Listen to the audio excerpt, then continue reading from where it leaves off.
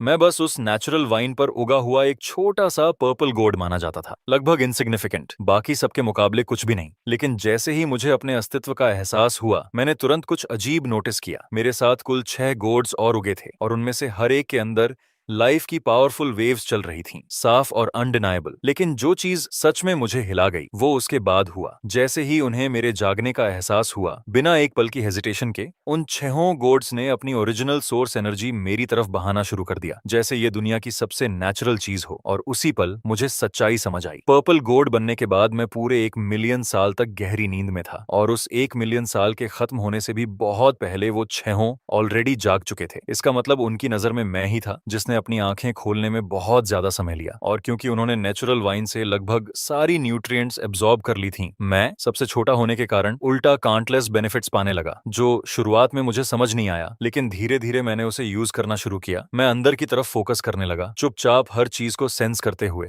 और अपनी पूरी ताकत लगाकर उन 6 अलग अलग टाइप्स की ओरिजिन एनर्जी को फ्यूज करने लगा जो जो मुझे दी गई थी। और फिर समय बीतता गया, एक और मिलियन साल ऐसे ही निकल गया, जब तक एक दिन मैंने आखिरकार अपने इनकम्प्लीट गोड फॉर्म को रिफाइन कर लिया। सारी ओरिजिन एनर्जी पूरी तरह एक यूनिफाइड एग्जिस्टेंस में मर्ज हो गई, और उसी पल मैंने उसे महसूस किया, एक हल्की सी थ्रेड जो ऑर्डिनरी पावर से कहीं आगे थी, लॉ ऑन ऑफ स्ट्रेंथ की एक झलक। और मैं तुरंत शॉक में जम गया, क्योंकि मुझे पता था इसका मतलब क्या है। Law of strength 3000 great laws में से एक है, ग्रेट डाओ का सबसे सुप्रीम प्रिंसिपल, और पूरे एंशिएंट हेवंस और अर्थ में सिर्फ एक ही अस्तित्व था जो इसे कंट्रोल कर सकता था, महान गॉड पंगु, जिसने हेवन और अर्थ को क्रिएट किया था। और ये रियलाइजेशन आते ही मेरे थॉट्स बिखरने लगे। मैंने सोचा, कहीं रेड गॉड के अंदर जो है वो सच में पांगु तो नहीं। लेकिन नहीं, ये बात समझ में नहीं आ रही थी। ये मानना बहुत मुश्किल था। क्या पांगु क्रिएशन की ग्रेट कैलामिटी में मर नहीं गया था? और जैसे जैसे मेरे इमोशंस अंदर से उथल पुथल कर रहे थे, मैं एक पल के लिए हेजिटेट हुआ। फिर भी मैंने हिम्मत करके रेड गॉड की तरफ पुकारा। मेरी आवाज में डाउट और अर्जेंसी दोनों थे। बिग ब्रदर, क्या तुम पंगु हो? तभी रेड गॉड के अंदर से एक गहरी प्राचीन आवाज गूंजी,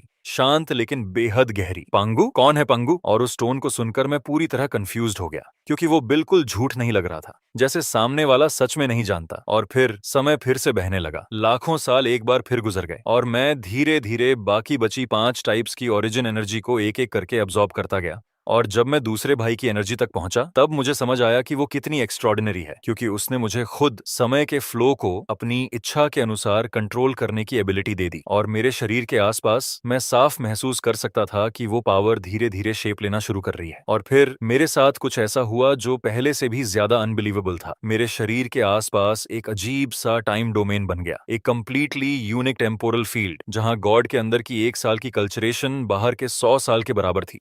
और इस तरह की एक्सेलरेशन ने मेरी ग्रोथ को पूरी तरह अलग लेवल पर पहुंचा दिया, जबकि मैं लगातार बाकी बची ओरिजिन एनर्जीज को एब्जॉर्ब करता जा रहा था। जब मैंने तीसरे भाई की एनर्जी को अपने अंदर लिया, तब मुझे एहसास हुआ कि वो भी उतनी ही मिस्टीरियस है। उसने मुझे पास्ट और प्रेजेंट लाइव्स के सीक्रेट्स को समझने की एबिलिटी दे दी, और उसी के साथ लॉज और पावर को लेकर मेरी अंडरस्टैंडिंग तेजी से बढ़ने लगी। हर गुजरते पल के साथ सब कुछ ज्यादा क्लियर और डीप होता जा रहा था। फिर बारी आई चौथे भाई की ओरिजिन एनर्जी की, जिसने मुझे लाइफ साइकिल की और भी गहरी समझ दी। और सिर्फ कुछ हजार सालों के अंदर ही मुझे ऐसा महसूस होने लगा जैसे मैंने अनगिनत रूपों में जीवन जी लिया हो। मैं एक मछली बनकर नदियों और समंदर में आजादी से तैर चुका था, फिर एक तेज घोड़ा बनकर अंतहीन मैदानों में दौड़ा, और यहाँ तक कि एक डिवाइन ड्रैगन बनकर 9 आसमानों में उड़ान भर चुका था। हर ट्रांसफॉर्मेशन मेरे अस्तित्व पर कुछ नया छाप रहा था। उसके बाद मैंने पांचवें भाई की शक्ति को एब्जॉर्ब किया, जो दिखने में सिंपल थी लेकिन असल में बेहद खतरनाक, जैसे एक एंडलेस ब्लैक होल जो दुनिया की हर चीज को बिना किसी एक्सेप्शन के निगल सकता था। और आखिर में छठी बहन की ओरिजिन एनर्जी एक केओटिक फर्नेस जैसी थी, जिसमें हेवन और अर्थ के हर एलिमेंट मौजूद थे, हर एट्रीब्यूट एक डिसऑर्डर में मिला हुआ, इतना कॉम्प्लेक्स कि उसे अलग अलग समझ पाना लगभग इम्पॉसिबल था। और जैसे जैसे मैं इन सबको प्रोसेस कर रहा था, मुझे साफ समझ आने लगा कि मेरे ये 6 भाई और बहन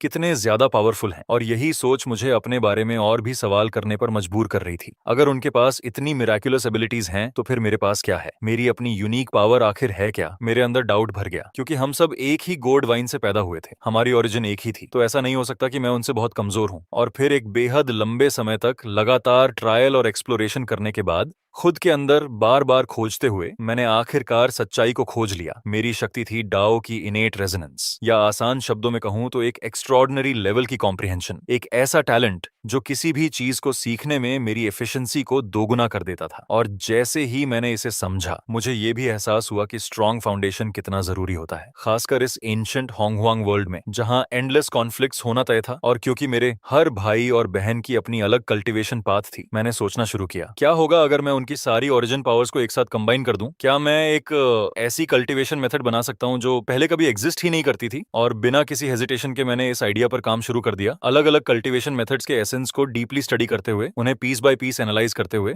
और मुझे पता भी नहीं चला कि फिर से कितना समय बीत गया, लेकिन उस एंडलेस समय और रिफाइनमेंट के बीच मैं सच में कुछ बिल्कुल नया बनाने में सफल हो गया। एक ऐसी कल्टीवेशन मेथड जो मेरे छहों सिबलिंग्स के एसेंस को एक साथ जोड़ती थी, और मैंने उसका नाम रखा होंगमेंग ग्रेट दाओ। और जैसे ही मुझे अपनी खुद की पाथ मिल गई, मैं शांति से पर्पल गोड के अंदर कल्टीवेशन करता रहा। मेरे चारों तरफ घूमते हुए वायलेट क्लाउड्स थे, जिनके अंदर हेवन और अर्थ के गहरे और अकल्पनीय लॉज छुपे हुए थे। उन वायलेट क्लाउड्स में मेरे लिए एक खतरनाक खिंचाव था, जैसे कोई इनविजिबल फोर्स मुझे अपनी तरफ खींच रही हो। और अंदर ही अंदर मुझे साफ महसूस हो रहा था कि ये बिल्कुल ऑर्डिनरी नहीं है, जिससे मेरे मन में सवाल उठा, क्या ये वही लेजेंडरी होंगमेंग पर्पल एनर्जी हो सकती है, वो प्राइमोर्डियल एसेंस जिसके बारे में मिथ्स में सुना था? लेकिन मैं अभी इसे कंफर्म नहीं कर सकता था, खासकर तब जब मेरे छहों भाई और बहन अभी तक अपने फॉर्म से बाहर नहीं आए थे। इसीलिए मैंने जल्दीबाजी नहीं की और चुपचाप ओरिजिन एनर्जी के साथ साथ उस मिस्टीरियस पर्पल एनर्जी को भी एब्जॉर्ब करता रहा। टाइम को अपने हिसाब से बहने दिया और पता ही नहीं चला कब कुछ और मिलियन साल ऐसे ही गुजर गए। फिर एक दिन मैं पूरी फोकस के साथ कल्चरेशन कर रहा था, तभी अचानक एक डीफेनिंग रोअर ने पूरे हेवन और अर्थ को हिला दिया। मैं शॉक में अपनी ट्रांस से बाहर आ गया और ऊपर देखा तो ठीक उसी पल रेड गोड जोर से फट गया और उसके अंदर से एक विशाल आकृति बाहर निकली। एक लंबा चौड़ा आदमी, मजबूत मसल्स और घनी दाढ़ी के साथ। उसके पूरे शरीर से एक एंशिएंट और ओवरवेलमिंग प्रेजेंस फैल रही थी। और तुरंत बाकी 5 गोड्स के अंदर मौजूद बीइंग्स एक्साइटमेंट में चिल्लाए, बधाई हो बड़े भाई आपके इमर्जेंस पर, और बधाई हो बड़े भाई आपके जन्म पर। और मैं भी इंस्टिंक्टिवली उनके साथ बोल पड़ा, बधाई हो बड़े भाई आपके आगमन पर। तभी वो दाढ़ी वाला दानव जोर से हंसा, अपने हाथ फैलाते हुए बोला, हा हा हा, अच्छे से कल्टीवेट करो, एक दिन तुम भी बाहर आओगे। फिर उसने अपने शरीर को स्ट्रेच किया और इस विशाल एंशिएंट दुनिया को पूरी तरह एम्ब्रेस किया, जैसे किसी भूली हुई चीज से फिर से जुड़ रहा हो। लेकिन अचानक उसका एक्सप्रेशन बदल गया। उसने हल्का सा भौहें सिकोड़ते हुए कहा, ये दुनिया इतनी फेमिलियर क्यों लग रही है, जैसे कोई खून का रिश्ता हो, जैसे ये मुझे रिस्पॉन्ड कर रही हो। उसकी ये बात सुनते ही मेरे सीने में एक अजीब सी बेचैनी उठी और मेरे दिमाग में ख्याल आया, ये ठीक नहीं है। क्या होगा अगर बड़ा भाई सच में पांगू है, और अगर वो ओरिजिनल पांगू नहीं भी है तो भी उसका उससे गहरा कनेक्शन जरूर है। या उससे भी बुरा, कहीं वो पांगू का रीबर्थ तो नहीं बिना अपनी पिछली यादों के। इसके बाद वो दाढ़ी वाला विशाल आदमी गोड वाइन के आसपास घूमने लगा, हर चीज को ध्यान से देखता रहा और फिर वापस अपनी जगह आकर कल्टीवेशन में लग गया। लेकिन उस पल के बाद से उसने नेचुरली हम छोटे भाई बहनों की प्रोटेक्शन की जिम्मेदारी अपने ऊपर ले ली। वो बाहर जाकर लकड़ी काटता, गोड वाइन के चारों तरफ फेंस बनाता और एक बड़ा सा सेटलमेंट तैयार कर दिया, जिसे उसने गोड विलेज नाम दिया। और इसी तरह फिर से अनगिनत साल गुजर गए, जब तक एक दिन जब वो दाढ़ी वाला आदमी लकड़ी इकट्ठा करने बाहर गया हुआ था, तभी अचानक एक प्रेजेंस प्रकट हुई। एक मिस्टीरियस बूढ़ा आदमी जिसके चारों तरफ सैक्रेड और ऑन्थर वर्ल्डली ऑरा था, अचानक शून्य से निकलकर गॉड वाइन के सामने आ खड़ा हुआ और उसे देखते हुए उसने प्रशंसा में कहा, क्या ही सुंदर नेचुरल गोड वाइन है, इस वाइन ने सच में ट्रांसफॉर्मेशन झेला है, ये एक्स्ट्रॉर्डिनरी है, बिल्कुल यूनिक। जब वो बूढ़ा आदमी उस विशाल गोड वाइन को ध्यान से इंस्पेक्ट कर रहा था तो वो खुद से धीरे धीरे कुछ बड़बड़ा रहा था। उसकी आवाज धीमी थी लेकिन क्यूरियोसिटी से भरी हुई, और मैं अभी उसकी प्रेजेंस को प्रॉपर्ली समझ भी नहीं पाया था कि तभी अचानक एक गुस्से भरी आवाज गूंजी। वो मेरा गरम मिजाज 5वां भाई था जो चिल्लाया, ओए बूढ़े सांप, तू आखिर है कौन, वहां खड़ा खड़ा क्या बड़बड़ा रहा है? लेकिन वो बूढ़ा जरा भी नाराज नहीं हुआ, बल्कि उसने उन गॉड्स की तरफ और भी ज्यादा हैरानी से देखा और बोला, इस वाइन से पैदा हुए ये गॉड्स, इन्होंने सच में लिविंग बीइंग्स को जन्म दिया है। ये तो एक अनप्रेसिडेंटेड फिनोमिनन है, ऐसा कुछ पहले कभी नहीं देखा गया। फिर उसका एक्सप्रेशन अचानक बदल गया, जैसे कुछ मैच नहीं कर रहा हो, और वो आगे बोला, नहीं ये सही नहीं है, इस वाइन पर तो 7 गॉड्स होने चाहिए, लेकिन मुझे अभी सिर्फ 6 ही क्यों दिख रहे हैं? क्या उनमें से एक पहले ही इमर्ज होकर ट्रांसफॉर्म हो चुका है? ये कहते हुए उसकी आवाज हल्की सी ऊंची हो गई, जैसे वो खुद भी शौक छुपा नहीं पा रहा था। लेकिन लेकिन वो कुछ और बोल पाता उससे पहले ही मेरा चौथा भाई ग्रीन गोड गुस्से में चिल्लाया, ओए बूढ़े सांप, बहुत ज्यादा शोर मचा रहा है तू अपनी फुसफुसाहट से, संभल कर। हमारा बड़ा भाई वापस आया ना तो तेरी सारी हड्डियां तोड़ देगा, अभी के अभी निकल जा यहाँ से। फिर भी वो बूढ़ा बस शांत मुस्कुराया और बोला, शांत रहो, मैं होंगजून हूँ और मेरा तुमसे कोई बुरा इरादा नहीं है, बस इतना है कि मुझे तुम में से किसी एक के साथ एक अजीब सा कनेक्शन महसूस हो रहा है। और जैसे ही मैंने ये नाम सुना, होंगजुन, मेरा पूरा अस्तित्व जैसे जम गया। शौक की लहर मेरे अंदर दौड़ गई। तो ये बूढ़ा असल में होंगजून था, होंगहुंग वर्ल्ड का डाओ एंसेस्टर। और उसी पल मेरा चेहरा फीका पड़ गया, क्योंकि मुझे इसका मतलब अच्छी तरह पता था। ओरिजिनल होंगहुआंग लेजेंड्स में इस वाइन के साथ सेक्रेड गोड्स आखिरकार संकिंग, नुआ, दोंगहुआंग ताई होंगजुन और हाउतियन जैसे पावरफुल बीइंग्स के हाथों में जाने वाले थे। लेकिन अभी इस वक्त हाउतियान का जन्म भी नहीं हुआ था, वो अभी सिर्फ एक अनकॉन्शियस स्टोन था। इसका मतलब जो सेक्रेट गॉड उसके लिए डेस्टाइनड था, वो शायद खुद दाओ एंसेस्टर होंगजुन ने ही आगे पास किया होगा। और जैसे ही होंगजुन ने कहा कि उसे किसी एक गोड से कनेक्शन महसूस हो रहा है, मैं तुरंत समझ गया। उस कनेक्शन की जड़ शायद उसी तयशुदा फेट में छिपी हुई थी। मेरे सीने में अचानक डर की एक लहर उठी और मेरे दिमाग में ख्याल आया, धत, कहीं ये मुझ पर तो इशारा नहीं कर रहा। और अगले ही पल मेरा सबसे बुरा डर सच हो गया, क्योंकि डाओ एंसेस्टर ने सीधा पर्पल गोड की तरफ इशारा किया जिसके अंदर मैं था, और शांत आवाज में कहा, ये पर्पल गोड, इसका मुझसे कनेक्शन है, मैं इसे अब ले जाऊंगा। इतना कहकर वो आगे बढ़ा और मुझे वाइन से तोड़ने के लिए हाथ बढ़ाने लगा, और अंदर से मैं लगातार उसे कोस रहा था। मेरा दिमाग पैनिक से भर चुका था। तो सच में वो मेरे पीछे ही था, उस बूढ़े ने मुझे ही टारगेट किया था। और जैसे ही मेरी बेचैनी अपने पीक पर पहुंची, मेरे सिबलिंग्स गुस्से से फट पड़े। उनकी आवाजें एक के बाद एक गूंजने लगीं। ओए बूढ़े, तू क्या करने की कोशिश कर रहा है? अगर तूने हमारे सातवें भाई को छूने की भी कोशिश की तो हम तुझे जिंदा नोच डालेंगे। फिर एक और आवाज आई, साले बूढ़े, मेरे सातवें भाई को हाथ लगाने की हिम्मत मत करना, मरना है क्या तुझे? और तीसरी आवाज गरजी, तू कमीना डाओइस्ट, क्या तुझे अपनी जान से प्यार नहीं? हमारे सातवें भाई को लेने की सोच भी कैसे ली? बस इंतजार कर, जैसे ही मैं फॉर्म लेता हूँ तुझे राख बना दूंगा। उनका गुस्सा आसमान छू रहा था, लेकिन सच्चाई बेहद क्रूर थी। अभी तक उनमें से कोई भी पूरी तरह फॉर्म नहीं ले पाया था, इसीलिए वो सिर्फ बेबस होकर देख सकते थे। जैसे होंगजुन का हाथ धीरे धीरे मेरी तरफ बढ़ता जा रहा था, और ठीक उसी क्रिटिकल पल में जब सब कुछ खत्म होने वाला लग रहा था, अचानक एक भारी और ठंडी आवाज आसमान में गूंज गई, जैसे कोई थंडर क्लैप हो, और उसी पल सब कुछ फ्रीज हो गया। होंगजुन का हाथ जो हवा में रुका हुआ था, अचानक वहीं थम गया। उसका पूरा शरीर हल्का सा कांप उठा, जैसे किसी एंशियंट और खतरनाक बीस्ट ने उसे लॉक कर लिया हो। उसके मसल्स इंस्टिंक्टिव डर से टाइट हो गए, और तभी मैंने अपने सिबलिंग्स की आवाज सुनी, राहत और गुस्से से भरी हुई। बड़े भाई, आप आखिरकार वापस आ गए। ये कमीना बूढ़ा हमारे सातवें भाई को लेने आया है, जल्दी इसे खत्म करो। और जैसे ही उन्होंने उस विशाल आकृति को देखा जो चुपचाप उस बूढ़े डाओइस्ट के पीछे प्रकट हुई थी, उनकी इमोशंस और भी उभर आईं, और वो बिना एक पल रुके एक साथ चिल्लाए, बड़े भाई, हमारी मदद करो। जैसे ही मैंने उस दाढ़ी वाले विशाल आदमी, अपने बड़े भाई को वापस आते देखा, मैं खुद को रोक नहीं पाया और खुशी से चिल्ला उठा। मेरा पूरा अस्तित्व राहत से भर गया। वहीं डाओ एंसेस्टर धीरे धीरे उसकी तरफ मुड़ा, साफ महसूस कर रहा था कि उस विशाल शरीर से एक भयानक प्रेशर निकल रहा है, इतना डरावना कि उसका चेहरा सख्त हो गया, क्योंकि ये एहसास उसने पहले सिर्फ एक बार महसूस किया था, और वो था खुद पांगू से। आखिर डाओ एंसेस्टर उन 3000 केओस गॉड्स में से रीबॉर्न हुआ था, और उस प्राचीन समय में वो भी उन लोगों में शामिल था जिन्होंने पांगू पर हमला किया था। लेकिन पांगू के सिर्फ एक एक्स स्विंग ने उसे लगभग खत्म कर दिया था। बस उसकी ट्रू स्पिरिट का एक छोटा सा अंश ही बच पाया था, और पांगू के हेवन और अर्थ बनाने के बाद ही उसे होंगहुआंग वर्ल्ड में आकर रीबर्थ मिलने का मौका मिला। इसीलिए अब जब वो इस दाढ़ी वाले विशाल आदमी को देख रहा था, तो वो अनजाने में ही घबरा कर निकल गया, और उसके दिमाग में एक ही ख्याल घूम रहा था, धत, ये प्रेशर इतना फेमिलियर क्यों लग रहा है? क्या ये पांगू हो सकता है? लेकिन ये मुमकिन नहीं था, पांगू तो मर चुका था। फिर भी उसने अपने हाथ जोड़कर रिस्पेक्ट के साथ कहा, फेलो डाओइस्ट। लेकिन मेरी बड़े भाई ने तुरंत उसे काटते हुए ठंडी आवाज में कहा,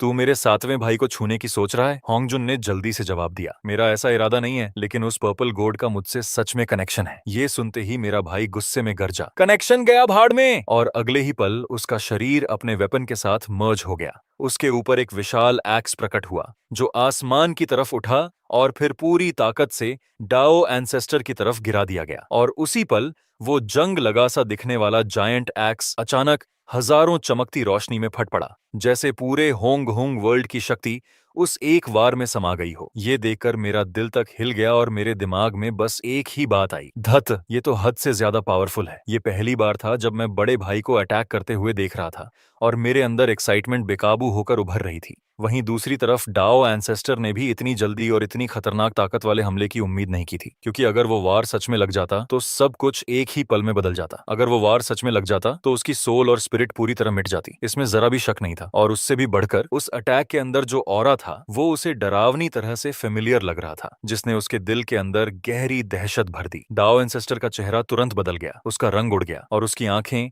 शौक में लगभग बाहर निकल आईं। बिना एक पल गंवाए उसने अपना हाथ अपने माथे पर रख दिया और अगले ही क्षण उसके सिर के पीछे एक मल्टी कलर क्लाउड प्रकट हुआ, जिसके अंदर होंगमेंग वर्ल्ड की एक धुंधली झलक दिखाई दे रही थी। और उसके बाहर गोल्डन पर्ल्स, एक गोल्डन लोटस और एक गोल्डन लैंप तेजी से घूमने लगे, जिनसे रहस्यमयी रोशनी की किरणें बारिश की तरह बरस रही थीं और मिलकर एक चमकदार बैरियर बना रही थीं, जो उसके पूरे शरीर को कसकर प्रोटेक्ट कर रहा था। ये सब देखकर मुझे तुरंत समझ आ गया कि होंगह्वांग वर्ल्ड में मैं पहली बार कुछ ऐसा देख रहा हूं। एब्सोल्यूट स्ट्रॉन्गेस्ट के बीच की लड़ाई, दो अनमैच्ड एक्सपर्ट्स का पी क्लैश। और मैं अपनी आंखें पूरी तरह खोलकर हर डिटेल को पकड़ने की कोशिश कर रहा था, कहीं कुछ मिस न हो जाए। और जैसे ही अगला पल आया, वो जायंट एक्स की चकाचौंध भरी रोशनी अनस्टॉपेबल हो गई, अपने रास्ते में आने वाली हर चीज को कुचलते हुए सब कुछ राख में बदलती चली गई। डिवाइन क्लाउड्स जोर जोर से कांपने लगे और गोल्डन पर्ल्स, लोटस और लैंप जैसे अनगिनत सेक्रेड ट्रेजर्स चारों तरफ बिखर गए।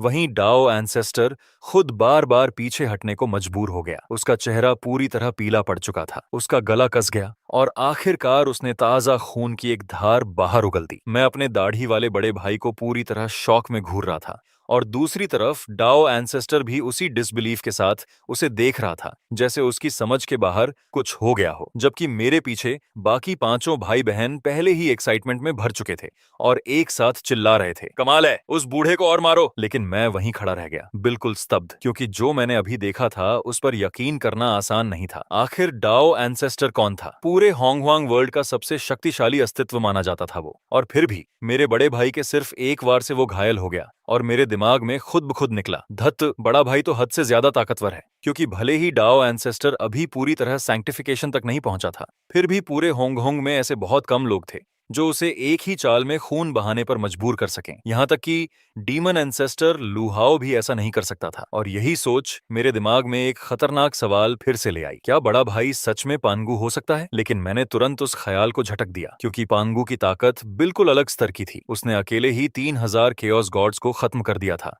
और अपनी ही शक्ति से हेवन और अर्थ की रचना की थी। उसका रेलम तो ग्रेट डाओ से बस आधा कदम दूर था, एक ऐसा स्तर जहां से ट्रांसेंडेंस बस एक कदम दूर रह जाती है। फिर भी अभी अपने भाई को देखते हुए, लॉ ऑफ स्ट्रेंथ पर उसका कंट्रोल और उसकी वो भयानक ताकत देखकर ये मुमकिन लग रहा था कि शायद वो पांगु की डिवाइन सोल का कोई हिस्सा हो जो इस दुनिया में रीबॉर्न हुआ है। और ये ख्याल आते ही मेरा दिल एक्साइटमेंट से तेजी से धड़कने लगा। लेकिन मैं आगे कुछ सोच पाता उससे पहले ही डाओ एंसेस्टर, जो साफ तौर पर हिल चुका था, जल्दी से बोला, फेलो डाओइस्ट, मेरा सच में कोई बुरा इरादा नहीं है, कृपया अटैक रोक दीजिए। लेकिन मेरे भाई ने जरा भी देर नहीं की, उसकी ठंडी आवाज हवा को चीरती हुई निकली, निकल जाओ। मेरे दाढ़ी वाले बड़े भाई ने धीरे धीरे उस विशाल एक्स को नीचे किया। उसकी आंखें जलती हुई आग की तरह तेज थीं और उसने ठंडी आवाज में कहा, हम फिर मिलेंगे। उसके ये शब्द सुनते ही डाओ एंसेस्टर ने अपनी नजर मेरी तरफ घुमाई, उस पर्पल गोड की तरफ जिसमें मैं था। कुछ पल तक मुझे गहराई से घूरता रहा, फिर मेरे भाई को सम्मान से प्रणाम किया और एक रोशनी की किरण बनकर दूर गायब हो गया।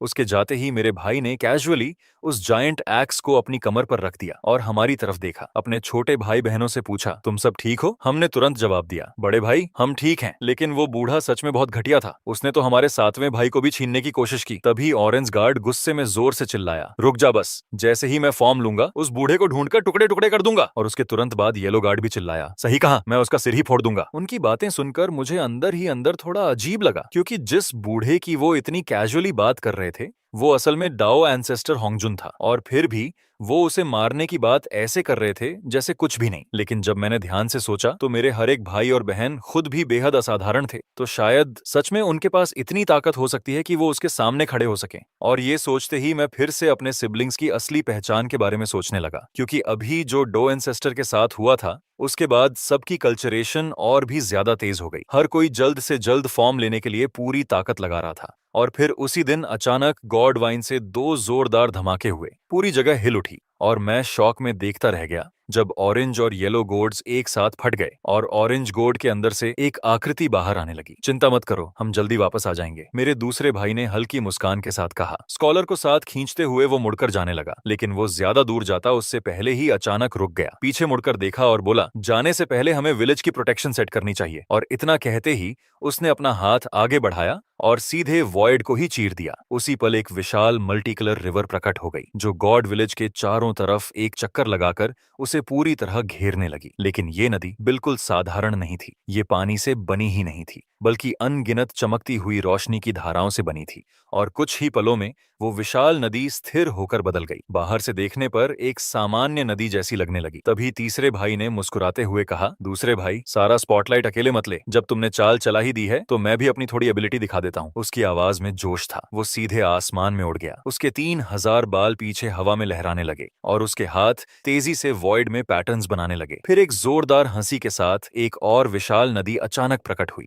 उसने भी विलेज के चारों तरफ घूमकर एक बड़ा बैरियर बना दिया, और पहली नदी की तरह ये भी पानी की नहीं थी, बल्कि काउंटलेस बदलते हुए सीन्स से बनी थी, जैसे रियलिटी के टुकड़े खुद उसमें बह रहे हों। लेकिन कुछ देर बाद वो भी फीकी पड़कर एक साधारण नदी की तरह दिखने लगी। ये सब खत्म करने के बाद वो विशाल आदमी और स्कॉलर एक दूसरे की तरफ देखकर साथ में हंसे, फिर आगे बढ़े और एक साथ वॉइड में गायब हो गए। और मैं वहीं खड़ा उन दो नदियों को देखता रह गया जो विलेज की रखवाली कर रही थीं, पूरी तरह स्टन्ड, क्योंकि मेरे दूसरे और तीसरे भाई की एबिलिटीज सच में समझ से परे थीं। और उन्हें देखते हुए मेरे मन में धीरे से एक ख्याल उभरा, जब मैं फॉर्म लूंगा मैं उन दोनों नदियों को लंबे समय तक घूरता रहा, हर छोटी बड़ी डिटेल को ध्यान से ऑब्जर्व करता हुआ, और मन ही मन ये कसम खाई कि जैसे ही मैं फॉर्म लूंगा मैं इन्हें पूरी तरह एनालाइज जरूर करूंगा। उसके बाद मैं फिर से अपनी शांत कल्चरेशन में लौट गया। दिन एक एक करके गुजरते रहे, और जब से वो विशाल आदमी और स्कॉलर गए थे तब से लेकर अब तक लाखों साल बीत चुके थे, फिर भी वो वापस नहीं आए थे, जिससे मेरे अंदर हल्की सी चिंता होना स्वाभाविक था। लेकिन अजीब बात ये थी कि मेरे बाकी सिबलिंग्स बिल्कुल भी परेशान नहीं दिख रहे थे, जैसे उन्हें उन दोनों पर पूरा भरोसा हो। और फिर एक दिन अचानक वॉयड पानी की तरह लहराने लगा, और उसी के अंदर से वो विशाल आदमी और स्कॉलर वापस प्रकट हो गए, और मेरे भाई के हाथ में एक छोटा सा जीव था, पूरा बर्फ जैसा सफेद। जैसे ही वो पहुंचे उसने हंसते हुए कहा, भाइयों, हम वापस आ गए, क्या हमें याद किया? उन्हें सुरक्षित लौटते देख मैंने राहत की सांस ली, जो शायद मैं कब से रोके हुए था। और मैंने कहा, दूसरे भाई, तीसरे भाई, आप लोग आखिरकार वापस आ गए। तभी स्कॉलर उत्साह से बोला, सातवें भाई, इस बार हम उस बूढ़े होंगजुन को ढूंढने बहुत दूर तक गए थे, और जब वो मिला तो हमने उसे इतना पीटा कि उसके दांत तक बिखर गए। वो सिर पकड़कर भाग गया, सच में बहुत मजा आया। ये कहते हुए उसने एक्साइटमेंट में एक फल वाला पेड़ जमीन पर फेंक दिया, और जैसे ही वो धरती को छुआ तुरंत जड़ पकड़कर उगने लगा, और कुछ ही पलों में उस पर कमल जैसे फूल खिल गए, इतने सुंदर कि जैसे सपना हो। और पलक झपकते ही उस पर 9 सुनहरे फल उग आए, हर एक अलग रंग का, और हर फल पर हल्के से 2 रहस्यमयी शब्द उभर रहे थे, हुआंगझोंग। मैं उस पेड़ को बिना पलक झपकाए घूरता रह गया, दिमाग में बस एक ही ख्याल गूंज रहा था, क्या ये सच में हुआंगझोंगली है? उन 10 इननेट सेक्रेड रूट्स में से एक। मेरा मन जैसे तूफानी समुद्र बन चुका था, क्योंकि वो पेड़, वो असल में उस बूढ़े डाओइस्ट ने घुटनों पर गिरकर दया मांगते हुए दिया था। और इसका मतलब सिर्फ एक ही था, मेरे दूसरे और तीसरे भाई ने सच में डाओ एंसेस्टर को उस हालत तक पीट दिया था। इस सच्चाई ने मुझे पूरी तरह निशब्द कर दिया, लेकिन मैं अभी इसे समझ ही रहा था कि तभी मेरे दूसरे भाई ने कैजुअली उस छोटे सफेद जानवर को जमीन पर फेंकते हुए कहा, सातवें भाई, ये छोटा सा प्राणी दिखने में नरम और अच्छा है, इसे कुत्ते की तरह पाल ले, अकेलापन नहीं लगेगा। लेकिन जैसे ही उस छोटे जीव ने गर्व से कहा, मैं जानवरों का एक महान राजा हूँ, वो तुरंत गुस्से में गरज उठा, जैसे विरोध कर रहा हो। मगर वो अपनी बात पूरी कर पाता उससे पहले ही उसके सिर पर एक तेज चपत पड़ी, और मेरे भाई की आंखें ठंडी हो गईं। उसने सख्ती से कहा, अगर कुत्ता नहीं बनना तो तुझे मारकर सूप बना दूंगा। और उसी पल वो छोटा जानवर डर से सिमट गया, जो भी वो कहने वाला था वो निगल गया। कांपते हुए उसे देखने लगा, साफ पता चल रहा था कि पहले भी उसे बुरी तरह सजा मिल चुकी है। और फिर आने वाले दिनों में हम सब फिर से गोड विलेज में अपनी शांत कल्टीवेशन में लग गए। उस छोटे जीव को श्याओबा नाम दिया गया और हर दिन श्याओबा भागने के नए तरीके सोचता, लेकिन विलेज को घेरने वाली उन दो नदियों से वो साफ डरता था। एक कदम भी उनके पार जाने की हिम्मत नहीं करता था। एक बार तो वो गलती से एक नदी में गिर गया और लगभग डूब ही गया था अगर मैं उसे बाहर न निकालता, और उस दिन के बाद उसने भागने की कोशिश ही छोड़ दी। अब वो नदियों से दूर रहता और चुपचाप विलेज के अंदर ही रहता। और इसी तरह कुछ और लाखों साल पलक झपकते ही बीत गए। फिर एक दिन अचानक बाहर से एक रोशनी की किंडी किरण विलेज की तरफ आई, और जैसे ही वो खत्म हुई एक आकृति सामने आई। वो और कोई नहीं बल्कि खुद डॉ एंसेस्टर होंगजून था। और दूरी से ही उसने आदर के साथ हाथ जोड़कर कहा, फेलो डाओइस्ट्स, होंगजुन मिलने आया है। और मैं भी समझ गया कि वो उन दो नदियों से सावधान था, इसीलिए वो दूर ही रुककर पहले सम्मान दिखा रहा था। ये देखकर मेरे मन में खुद ब खुद एक ख्याल आया, अब ये दिलचस्प होने वाला है। वो बूढ़ा होंगजुन सच में बहुत जिद्दी निकला, फिर से वापस आ गया जैसे खुद ही मुसीबत ढूंढ रहा हो। और जैसे ही मेरे बड़े भाई ने उसकी आवाज सुनी, वो बिना एक पल गनवाए बाहर निकल गया। लेकिन दूरी बहुत ज्यादा थी और बीच में वो दो रहस्यमयी नदियां अभी भी खड़ी थीं, इसलिए मैं उनकी बात सुन नहीं पाया। बस धुंधला सा देख पाया कि मेरा भाई हाथ में दो बचर नाइव्स लिए गुस्से में चिल्ला रहा था, जबकि दूसरी तरफ डाओ एंसेस्टर सावधानी से खड़ा था।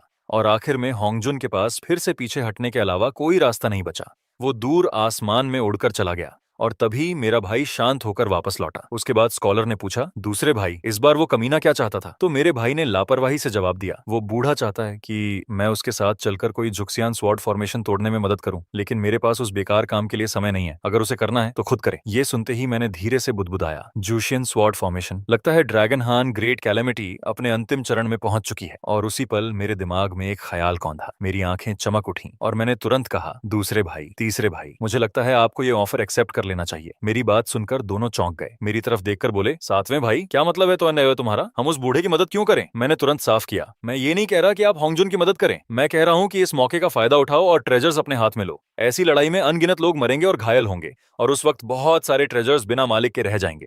अगर हमने मौका नहीं लिया तो सब कुछ उस बूढ़े डाओइस्ट होंगजुन के हाथ में चला जाएगा। ये सुनते ही उस विशाल आदमी और स्कॉलर दोनों की आंखों में चमक आ गई। उन्होंने सिर हिलाते हुए कहा, सातवें भाई सही कह रहा है, चलो तुरंत निकलते हैं। और इतना कहते ही मेरे दूसरे भाई ने स्कॉलर को पकड़ा और दोनों बिना देर किए विलेज से बाहर उड़ गए, जबकि हम बाकी सब वहीं रहकर अपनी कल्टीवेशन में लग गए। लेकिन ठीक उसी पल मैंने अचानक उस दाढ़ी वाले विशाल आदमी से एक अजीब सा ऑरा महसूस किया, कुछ अलग, कुछ पहले से भी ज्यादा गहरा।